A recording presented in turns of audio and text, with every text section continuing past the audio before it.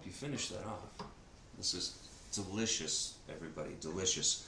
I'll leave a link to some of Ken's pages, and you know, you can learn much more tea from those sources. But I can tell you right now, this is fantastic. Ken, last time I visited you, I was really excited to see your Zoom studio with your workout space. Just like these podcasts and some of my Zoom classes, I'm breaking into the social media. I'm breaking into this style of teaching and using this medium as opposed to a brick and mortar classroom. I would really like to pick your brain a little bit about what do you see as the strengths and weaknesses of teaching on Zoom. Okay, let's look at the strengths first, actually. So when you're teaching on Zoom, you don't have to look over another student's head. They have complete access to you. They have complete access. And if the teacher is proficient at teaching through Zoom, they can show you from different angles, which might not be as easy to do in a crowded class. And it can be relatively inexpensive. I was very touched when a very sweet couple from Asia who attend just about all of my Zoom classes, when they sent me an email to say that this was their dream to study with me, but they never could have afforded the airfare and hotel and a seminar price, and for $20-$30 they can take an hour or 2 hour Zoom class with me, which they were able to afford. So I feel that I can, in a way, be of greater service through Zoom. I can reach more people. But here's the downside. You won't be able to get the complete transmission only through Zoom, because it is two-dimensional learning. And if you're with the teacher, not only do you have the opportunity to yourself move around the teacher and see where are your blind spots, what do I need to learn, look at the angle of the teacher's foot, the knee, and so forth. But there's also the possibility of tactile learning. And it's something very different if I'm only looking at the person and say, well, have your palm facing your sternum, a rounded shape here. Because sometimes what we think is rounded, in other words, the image of what we're doing, is not actually matching the reality. When the teacher's there with you, there's that reality check, because they've gone through the practice, they've gone through the training. So if someone's actually physically here, I can make a small adjustment. Right. If their arm is like this, I can say, hey, relax your elbow. And your shoulder's a little bit tight. Sometimes just putting the hand there for a second, they get it.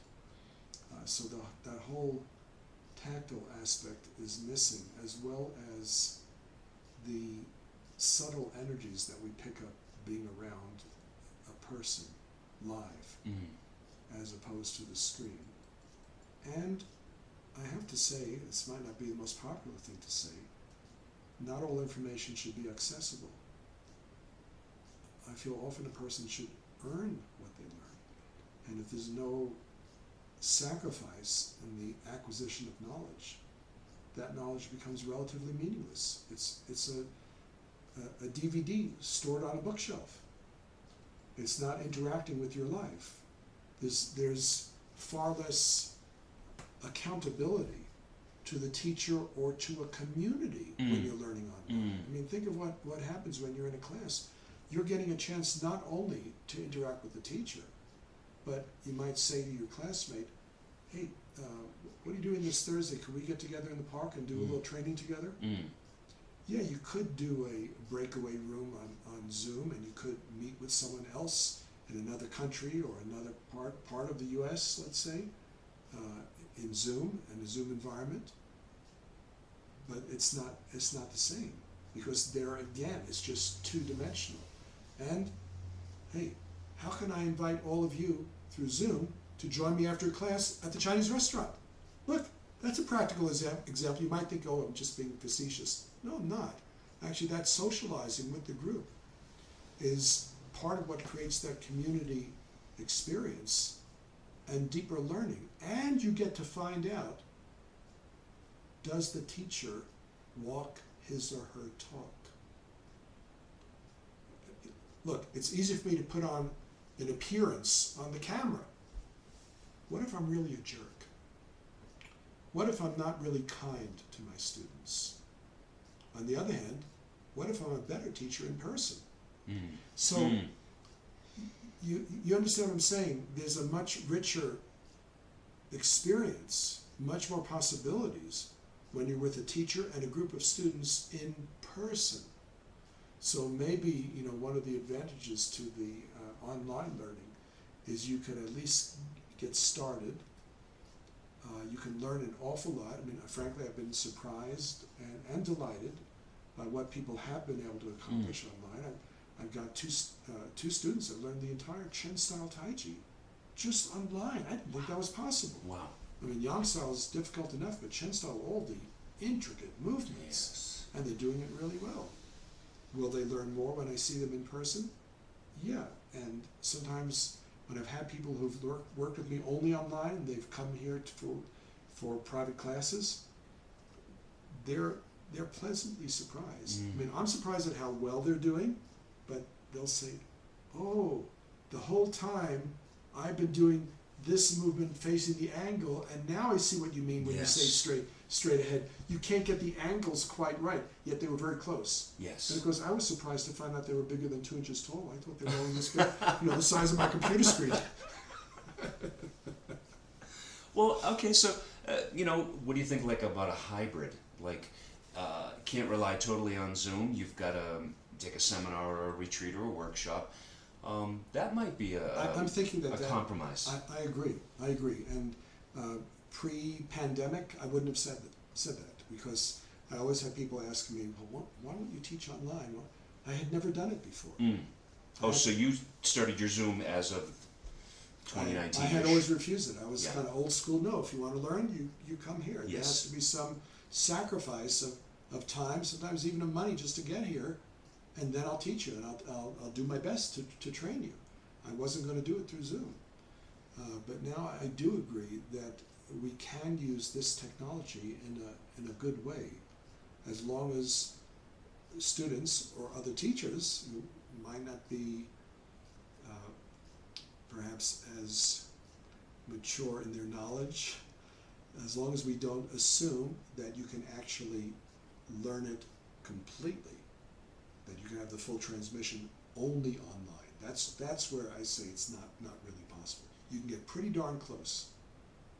I mean, I always think that, if a picture's worth 1,000 words, what's a touch worth? Yes. And or we try to describe feeling, you can get to it right away. As we said earlier in our conversation, the immediacy, and I always think about. Sometime I would ask Master Liang or Master Choi a question, and I didn't get a good verbal answer. But as soon as I touched them or they touched me, I went, that's what I was looking for. When I was with Madame Gao, my other teacher who I so miss, one time we were talking about sinking, and the idea that relaxing and sinking are, of course, paired concepts. Song Chen, Chen Xia, drop down, sink down, root into the ground. And I remember her saying to me, there's Wai Chen and there's Nei Chen. There's external sinking and there's internal sinking. Some people confuse the two. They think that all because you're bending the knees that you're sinking. She said, no, that's not sinking. She said, let me demonstrate for you what is real sinking. She said, she asked me to place one hand on a shoulder, somewhere in or upper back, and the other either lower back or around the hip. And without any change in the physical level of her body, without bending the knees extra, I felt all of her muscles and tissues just flowing down, like water flowing down the hillside. I could physically feel her sinking more deeply into the ground without any change in her physical stature. Now I got it. So the touch is what made the difference. Yes. And then I picked up a skill from that not only could I sink more deeply myself, but I use that same method with some of my students. So there again, we can't do that online. Right. But in person, I could say, let's pair up and place one hand on the shoulder, one on the lower back, someplace that's safe, not threatening. Some people wouldn't want to have the hand on the belly, for example. Yep. And just bend your knees and straighten. Now feel that. That's external sinking. Now, see if you can imagine all of your muscles and tissues dropping, flowing like water down the hillside. Can you feel that? Can you feel that in your partner? And then face to face, I can see it in your body, which I don't think I could have seen it on Zoom, but I saw it in your body when you just did it. So, the you know, stay 6 feet away. I get that, but sometimes you got to get close. Yes. Yeah. Yeah. Exactly. Yeah. I think that if we know our art and we know what it is we want to transmit, then our strategy is how to use these different technologies. Look at books. If you think about the ancient manuscripts, now I mean I saw your library. A couple hundred years ago, you could never see that many martial art, healing art books. They were always hidden in the family. Yeah. And it's like using that technology, books or printing, movies, and myself too. I mean, I had heard a lot of negative things about Zoom, but I am really looking and studying the strategies of how to make the most of it. And I agree with you 100%. It's not the full picture; it's a part of the picture. And if we can inspire people to then come and meet in person and get that transmission, so much the better. I agree. And then the other thing is, you really don't have to, like I worry about sometimes taking a shower before class, but Zoom has relieved me of that pressure.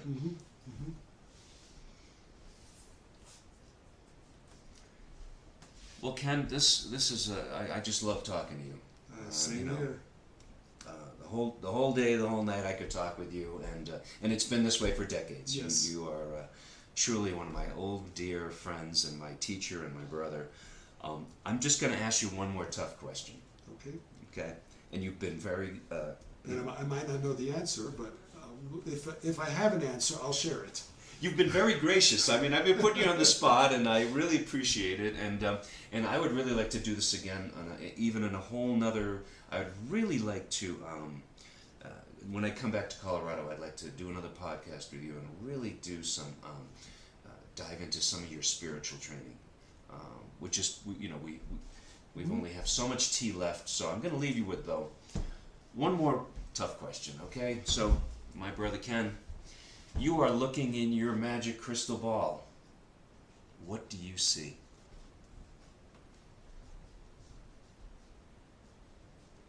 I'm taking a look right now.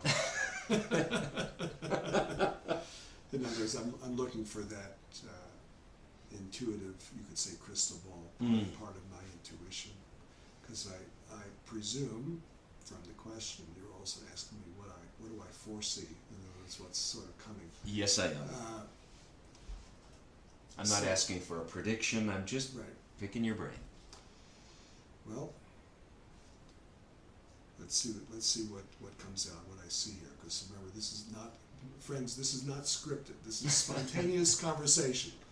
We don't have a teleprompter in front of us, I promise you. This is recorded live. This is the real deal. So the crystal ball.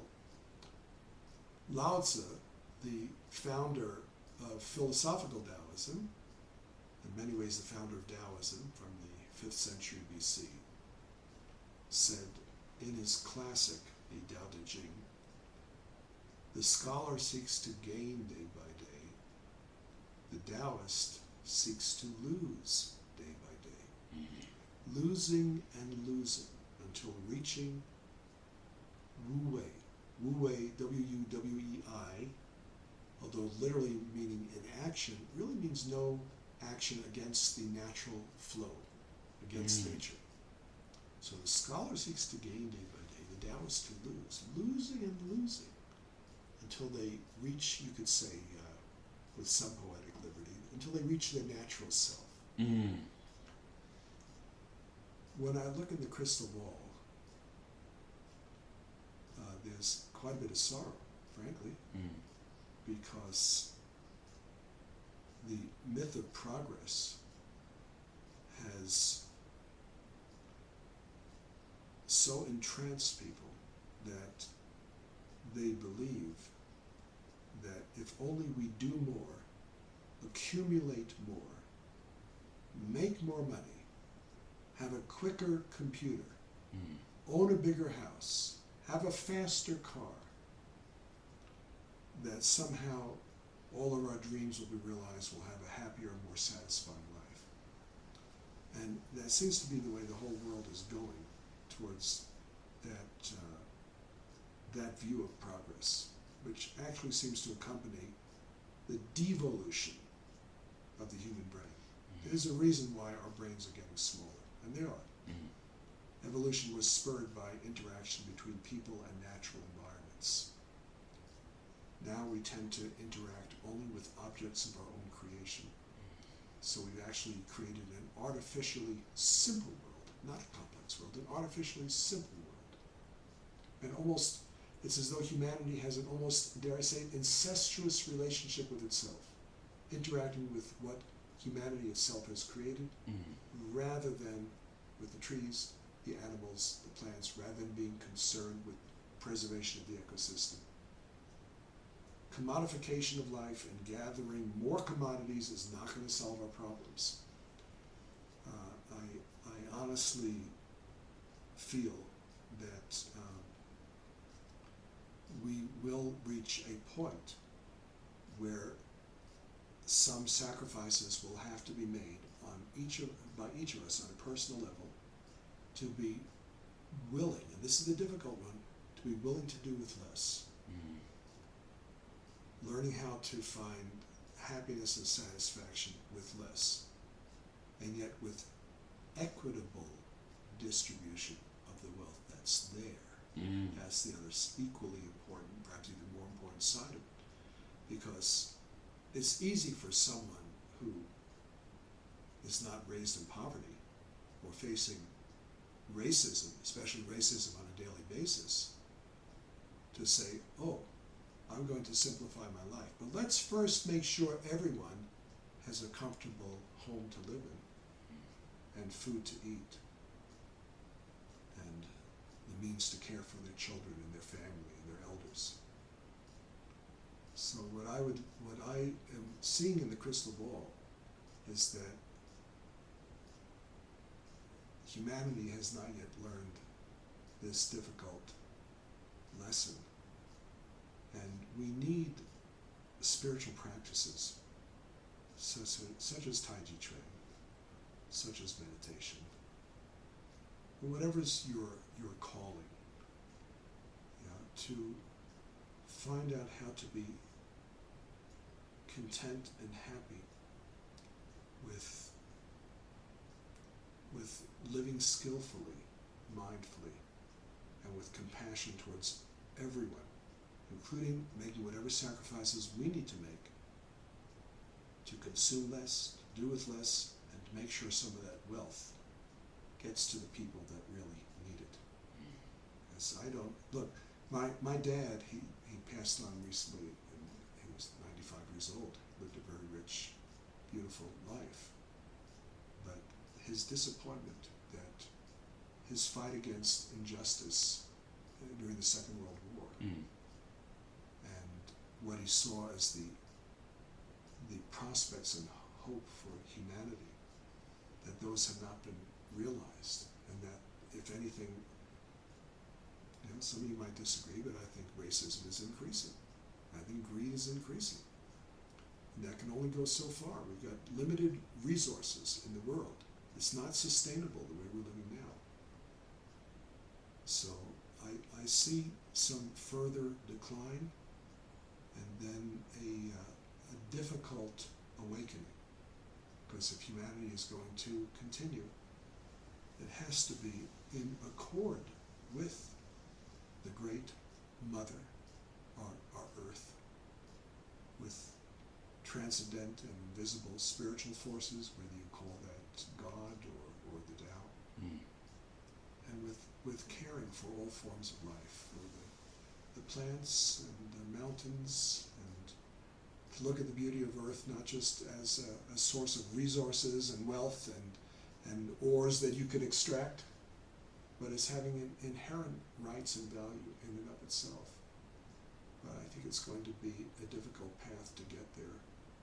So my hope is that each of us has the courage to live our deepest heartfelt principles, even if other people are not abiding by theirs. Doesn't matter.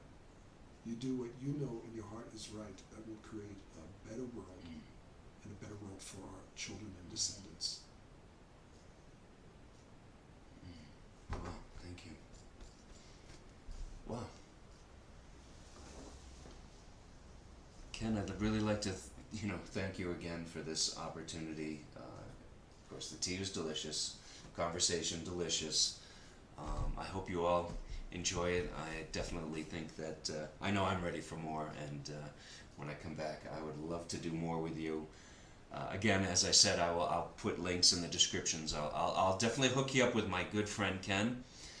This has been really wonderful, and I just want to say thank you. Oh, thank you. Thank you so much, my brother. And love to all of you.